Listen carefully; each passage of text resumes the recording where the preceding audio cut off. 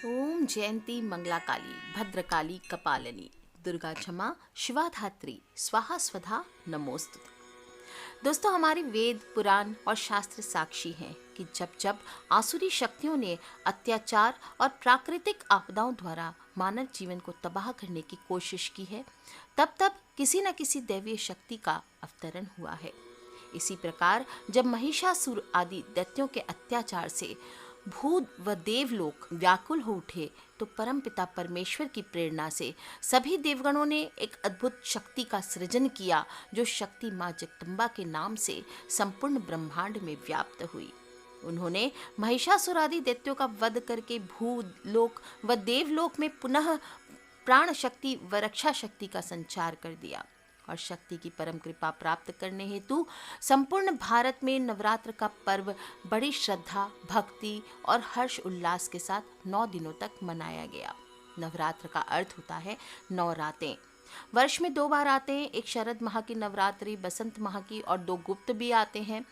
इस पर्व के 3 प्रमुख देवी होती हैं, पार्वती, माता लक्ष्मी एंड महासरस्वती। इनके 9 स्वरूपों को हम ध्यान करते हैं। शैलपुत्री, श्री ब्रह्मचारिणी, श्री चंद्रघंटा, श्री कूष्मांडा, श्री स्कंद माता, श्री कात्यायनी, श्री कालरात्रि, श्री महागौरी, श्री सिद्धिदात्री। इन सभी 9 देवियों के पूजन का विधान मैंने पिछले वीडियो में बताया है। आप सभी को वीडियो के अंदर लिंक दे दूंगी नीचे, आप ध्यान से उसे सुन लें। इन्हें नवदुर्गा कहते हैं और सभी 9 दिन या 9 रातें कही जाए तो इनकी पूजा पाठ हम करते हैं, तो ये काफ़ी अहम माने जाते हैं। कलश स्थापना के बाद नवरात्र का व्रत रखने वाले सभी व्रतियों को माँ दुर्गा का नियम पूर्वक पूजा पाठ करना ही चाहिए। माँ जगदम्बा ने असुरों का संहार करने के लिए रुद्र रूप दिया था। इन सभी का विस्तार से दुर्गा सप्तशती में बखान किया गया है और महाशक्तिशाली और इच्छापूर्वक काव्य माना गया है। इनसे हम जान पाते कि किस तरह माँ दुर्गा का जन्म हुआ, किस तरह उन्होंने बार बार पृथ्वी पर दैत्यों के पाप को खत्म किया, और जगदम्बे की महिमा का वर्णन बहुत ही अद्भुत रूप से किया गया है। माँ भगवती की महिमा का गान करके हम धर्म सरिता और अपने अंदर सभी सुखों को पाने की महागुप्त साधना को प्राप्त कर लेते हैं। चाहे तांत्रिक साधना हो, गुप्त साधना हो, मंत्र साधना हो या कोई भी प्रकार की आराधना हो, सभी के पाठ को सुचारू रूप से बताती है और इस काव्य का पाठ विशेष रूप से नवरात्र में करना ही चाहिए। यह अचूक फल देने वाला होता है। इसमें 13 अध्याय हैं और पाठ करने वाला हो, पाठ सुनने वाला हो, सभी देवी की कृपा के पात्र बनते हैं। सर्वोपरि ग्रंथ माना जाता है और माँ दुर्गा के द्वारा लिए गए जितने अवतार हैं उनकी जानकारी प्राप्त होती है।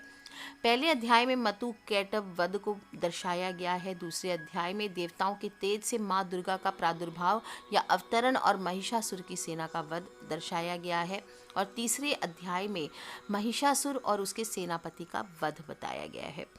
चौथे अध्याय में इंद्राणी देवताओं के द्वारा माँ की स्तुति की गई है। 5वें अध्याय में माँ की स्तुति और चंड मुंड द्वारा शुंभ के सामने देवी की सुंदरता का वृत्तांत बताया गया है।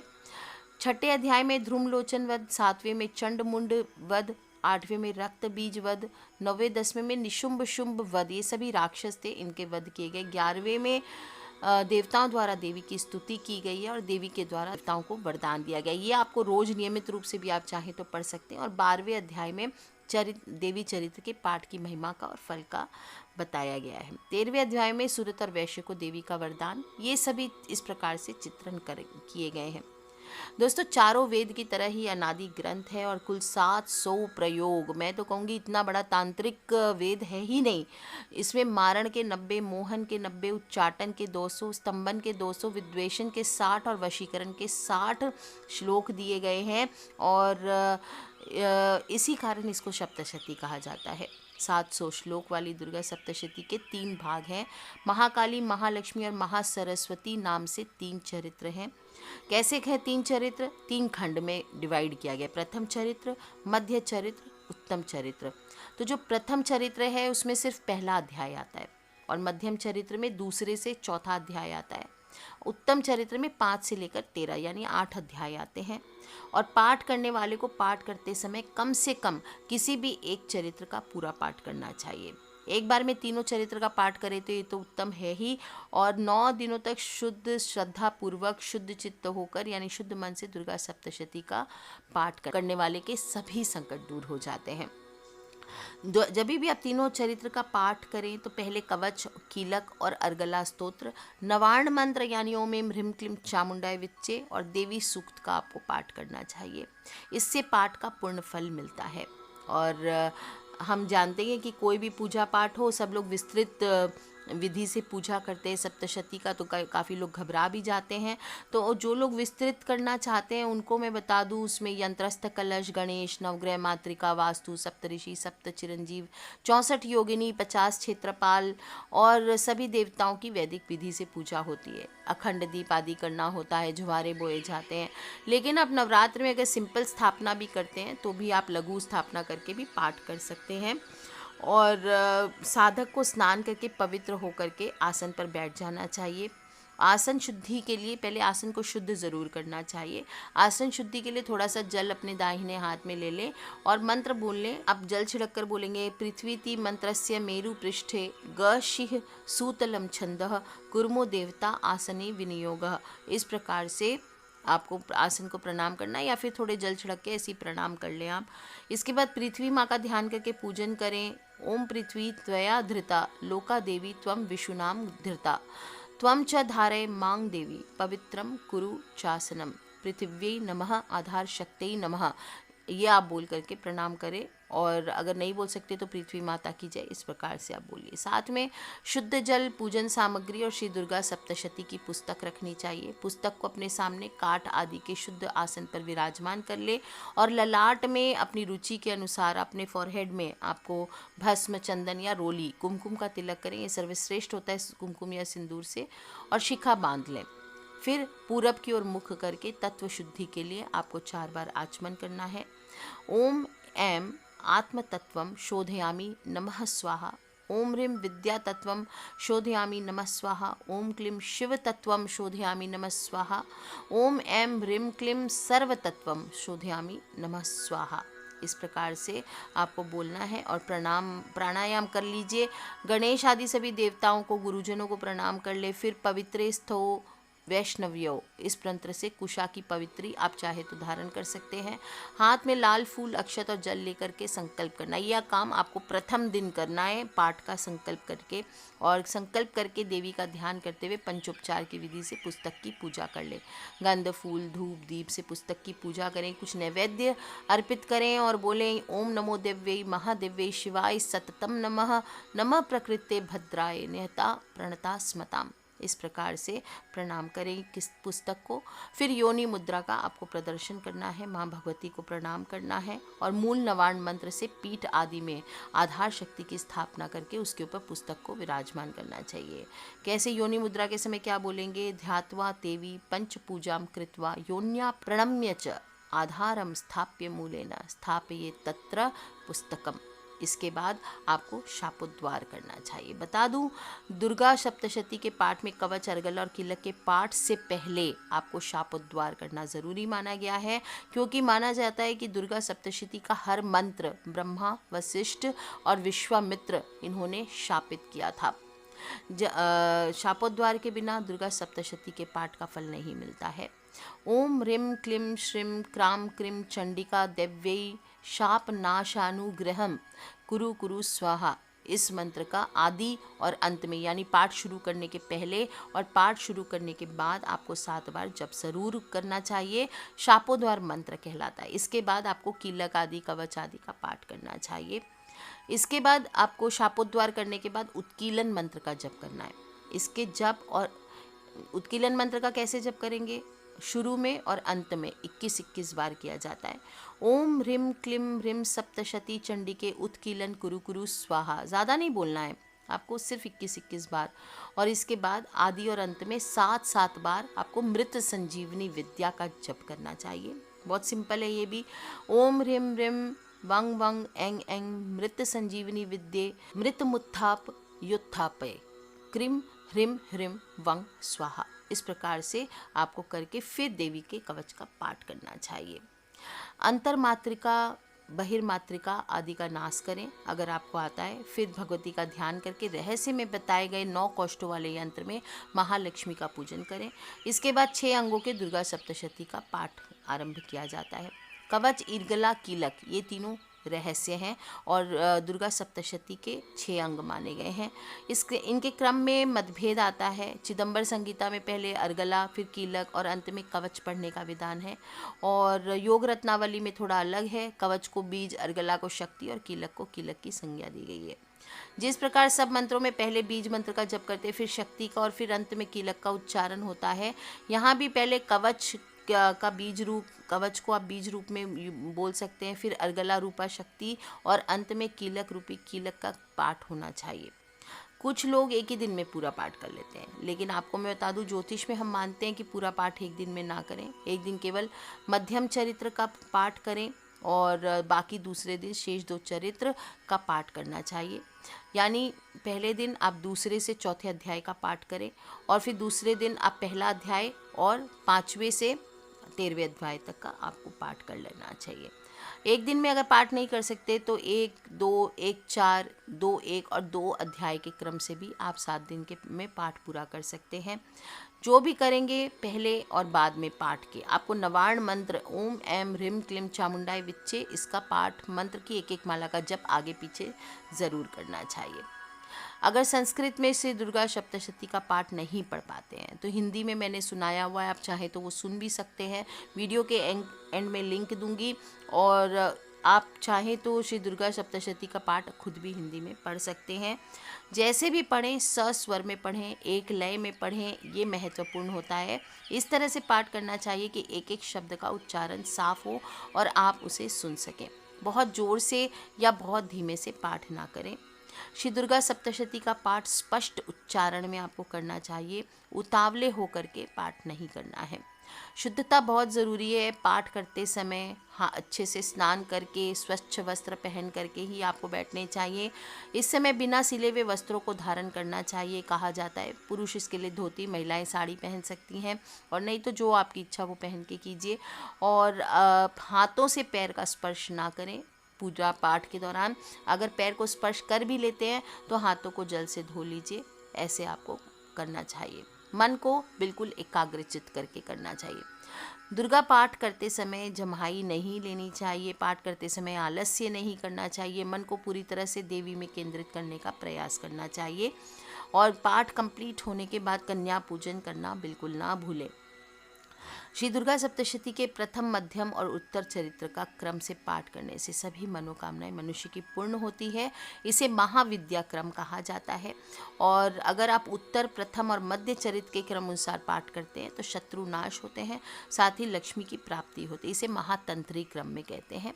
जो लोग भी गृहस्थ हैं उन्हें महाविद्या क्रम में पूजा करनी चाहिए, यानी पहले प्रथम चरित्र, फिर मध्यम चरित्र और फिर उत्तर चरित्र का पाठ आपको करना चाहिए।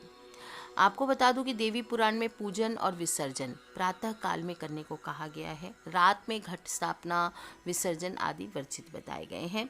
अलग अलग अध्याय का अपना महत्व है। आप जिस भक्ति भाव से पाठ करना चाहते हैं तो फल जल्दी मिलता है, लेकिन लालच ना करें कि मैंने किया, बाद में आप बोलेंगे मैंने तो पाठ किया मुझे कुछ मिला नहीं। तो लालच करके पाठ नहीं करें। सच्चे दिल से माँ की प्रार्थना करने के लिए करें। हर प्रकार की चिंता मिटाने के लिए, मानसिक विकार के लिए, कोई भी अड़चने आ रही है आपके जीवन में, मन को सही दिशा में भटक रहा है, मन नहीं मिल रहा है, चेतना खो गई है, उसको एकत्र करता है प्रथम अध्याय। तो प्रथम अध्याय यानी प्रथम चरित्र का पाठ आपको करना चाहिए। द्वितीय अध्याय में मुकदमे, झगड़े आदि में विजय पाने के लिए पाठ किया जा सकता है, लेकिन झूठा और आपने गलत किसी पर किया हो तो ये पाठ का फल नहीं मिलता। इसके उल्टा आप खुद बुरा परिणाम भोगेंगे। इसके लिए आप द्वितीय अध्याय का पाठ कर सकते हैं। जिनके शत्रु हो गए उन्हें तृतीय अध्याय का पाठ करना चाहिए।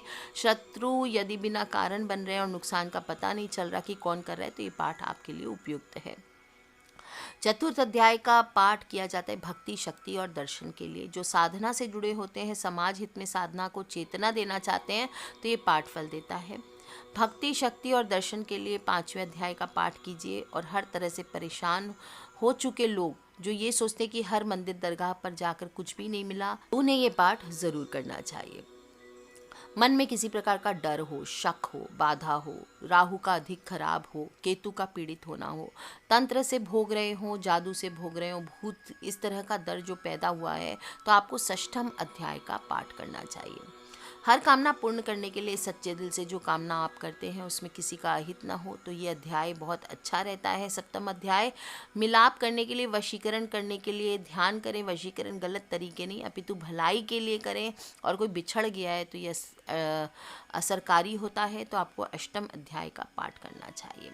गुमशुदा की तलाश करनी हो, हर प्रकार की कामना हो, पुत्र सिद्धि हो, बहुत से लोग घर छोड़ के चले जाते हैं या खो जाते हैं, तो ये पाठ उसको लौट आने का साधन बनता है। आपको नवम अध्याय का पाठ उनका नाम लेके करना चाहिए। गुमशुदा की तलाश करना हो, हर प्रकार की कामना हो, पुत्र आदि के लिए, अच्छे पुत्र की कामना रखने वाले या बच्चे गलत रास्ते पर चल रहे हों, तो दशम अध्याय का पाठ आपको नियमित करना चाहिए। एकादश अध्याय होता है व्यापार और सुख शांति के लिए। कारोबार में हानि हो रही है, पैसा नहीं रुकता है, बेकार के कामों में नष्ट हो रहा है, तो आपको एकादश अध्याय का पाठ करना चाहिए। जो लोग भी मान सम्मान लाभ प्राप्ति चाहते हैं, इज्जत जिंदगी का एक हिस्सा है, यदि इस पर कोई आरोप लगाता है, प्रत्यारोप करता है, आपके ऊपर लांछन लगाए जाते हैं, तो आपको द्वादश अध्याय का पाठ करना चाहिए। और भक्ति प्राप्ति के लिए, साधना के बाद पूर्ण भक्ति के लिए आपको 13वां अध्याय यानी त्रयोदश अध्याय का पाठ करना चाहिए। और इस प्रकार से जो भी मनुष्य अवलोकन करता है, पाठ करता है, माँ जगदम्बा की असीम कृपा उसके ऊपर सदा बरसती रहती है। सूरत और समाधि नाम के राजा और वैश्य का मिलन किसी वन में होता है, और वे दोनों अपने मन में विचार करते हैं कि हम लोग राजा एवं सभी संपदाओं से युक्त होते हुए भी अपनों से विरक्त हैं, किंतु यहाँ वन में ऋषि के आश्रम में सभी जीव प्रसन्नता पूर्वक एक साथ रहते हैं। यह आश्चर्य लगता है कि क्या कारण है जो गाय के साथ सिंह भी निवास करते हैं। कोई भय नहीं है, जब हमें अपनों ने परित्याग कर दिया तो फिर अपनों की याद हमें क्यों आती है। महर्षि के द्वारा ये ज्ञात होता है कि ये उसी महामाया की कृपा है। सो पुनः ये दोनों दुर्गा की आराधना करते हैं और सप्तशती के 12वें अध्याय में आशीर्वाद प्राप्त करते हैं, अपने परिवार से युक्त हो जाते हैं। जो कोई भी माँ जगदम्बा की इस प्रकार शरण लेगा, उसके ऊपर माँ की असीम कृपा बरसेगी और संसार की समस्त बाधाओं का माँ निवारण करती है। अतः सभी को दुर्गा सप्तशती का पाठ तो करना ही चाहिए। और अलग अलग जैसे लक्ष्मी ऐश्वर्य धन संबंधी प्रयोग के लिए पीले रंग के आसन का प्रयोग कर सकते हैं। वशीकरण उच्चाटन आदि के लिए काले रंग के आसन का प्रयोग कर सकते हैं। बल शक्ति आदि प्रयोग के लिए लाल रंग के आसन का प्रयोग कर सकते हैं। और सात्विक साधनाओं के लिए कुशा के बने आसन का प्रयोग करें। लक्ष्मी संबंधी प्रयोग अगर आप कर रहे हैं तो पीले रंग के वस्त्र का प्रयोग करें। पीले वस्त्र ना हो तो मात्र धोती पहन लें, ऊपर शॉल लपेट लें। आप चाहे तो धोती को केसर के पानी में भिगो करके भी पीला कर सकते हैं। पाठ पूर्ण होने के बाद आपको हवन जरूर करना चाहिए। जायफल से कीर्ति और किशमिश से कार्य की सिद्धि होती है। आंवले से सुख और केले से आभूषण की प्राप्ति होती है। इस प्रकार फलों से अर्घ दे करके यथाविधि हवन करना चाहिए। खांड, घी, गेहूँ, शहद, जौ, तिल, बेलपत्र, नारियल, किशमिश और कदम से हवन कर सकते हैं। गेहूँ से होम करने पर लक्ष्मी की प्राप्ति होती है। खीर से हवन करने पर परिवार वृद्धि, चंपा के पुष्पों से धन और सुख की प्राप्ति होती है। आंवले से कीर्ति और केले से पुत्र की प्राप्ति होती है। कमल से राज सम्मान और किशमिश से सुख और संपत्ति की प्राप्ति होती है। इस प्रकार से व्रत करने वाला मनुष्य इस विधान से होम करके अपने जो भी आचार्य हैं या पंडित जी हैं उनको नम्रता के साथ प्रणाम करें। और यज्ञ अगर किसी के देख रेख में कर रहे हैं तो उसको दक्षिणा देना चाहिए। दोस्तों, नवाण मंत्र को मंत्र राज कहा गया। मैंने कहा है आपको कि आगे पीछे आपको पाठ के आगे पीछे नवाण मंत्र की एक एक माला का जप यानी 108 मंत्र का जप जरूर करना है। ओम एम ह्रीम क्लीम चामुंडाई विच्चे ये मंत्र राज है, महामंत्र है। और जो लोग भी शीघ्र विवाह के लिए करना चाहते हैं उन्हें क्लीम एम ह्रीम चामुंडाई विच्चे का जप करना चाहिए माला में। जो लोग लक्ष्मी प्राप्ति करना चाहते हैं वो स्फटिक की माला ले लीजिए, सिद्ध की हुई, और स्फटिक की माला से ओम एम ह्रीम क्लीम चामुंडाई विच्चे इस मंत्र का आप जप कीजिए। जो लोग भी परेशानियों से मुक्ति चाहते हैं वो लोग क्लीम रिम एम चामुंडाई विच्चे इस मंत्र का आपको जप करना चाहिए। दोस्तों, इस प्रकार से दुर्गा माँ का स्मरण करते हुए मनुष्य जो भी दुर्गा सप्तशती का पाठ करता है उसकी सभी मनोकामनाएं पूर्ण होती है। ध्यान रखें, पाठ पूरा करने के बाद आपको आरती भी करना चाहिए और मन मर्जी से आरती नहीं करनी है। देवताओं के सम्मुख 14 बार आरती उतारने का विधान आता है। 4 बार आपको चरणों की आरती करनी चाहिए, 2 बार नाभि की करनी चाहिए, 1 बार मुख की करनी चाहिए और 7 बार पूरे शरीर की करनी चाहिए। इस प्रकार से 14 बार आरती की जाती है। जो आरती की बत्तियां होगी वो 1, 5 या 7 बत्तियां बनाकर ही आरती करें। दोस्तों, अगर संपूर्ण पाठ करने के लिए आपको समय नहीं होता है तो सिर्फ कुंजिका स्तोत्र मात्रेण दुर्गा पाठ फलम लभेत, यानी कि कुंजिका स्तोत्र का आप पाठ करते हैं सिर्फ, तो उससे भी आपको पूरे संपूर्ण दुर्गा पाठ के फल मिलता है। देवी से प्रार्थना करें कि आपकी पूजा स्वीकार करें और अंत में क्षमा प्रार्थना ज़रूर करनी चाहिए। देवी से पाठ के दौरान कोई भूल हुई हो तो क्षमा मांग लेनी चाहिए। तो जिस ग्रंथ को 700 श्लोक में सम्माहित किया गया है उसका नाम ही सप्तशती है और आपके सारे कष्ट माँ इसको दूर करती है। जो कोई भी इस ग्रंथ का अवलोकन करता है, पाठ करता है, माँ जगदम्बा की असीम कृपा उसके ऊपर बनी ही रहती है। और बताने की ज़रूरत नहीं, दुर्गा सप्तशती का महात्म्य हम सुन चुके हैं। और जो लोग भी करना चाहते प्लीज़ इस बार नवरात्र में इसी विधि से, इसी क्रम से आपको पाठ करना है। इस बात का ध्यान रखें। पाठ को लेकर के कोई भी अगर प्रश्न हो तो प्लीज़ वीडियो के नीचे लिख करके पूछ ले। और जो लोग भी चाहते हैं, जिनके भी फ्रेंड्स, फैमिली, मम्मी पापा, भाई बहन लगता है कि वो लोग पाठ करेंगे इस बार दुर्गा सप्तशती का, उन सभी से आप इस वीडियो को ज़रूर शेयर करें ताकि सभी लोग इसका पूरा फ़ायदा उठा सकें। आप सभी को आने वाले नवरात्र की हार्दिक शुभकामनाएं। माता रानी आपके सभी कष्टों को हरे, यही मेरी प्रार्थना है। आज के लिए इतना ही। खिलखिलाते रहे, मुस्कुराते रहे, सब्सक्राइब करके रखें ताकि आने वाले वीडियो से आप और मैं कनेक्टेड रहें। Love you all friends, take care. जय माता दी, बम बम भोलेनाथ।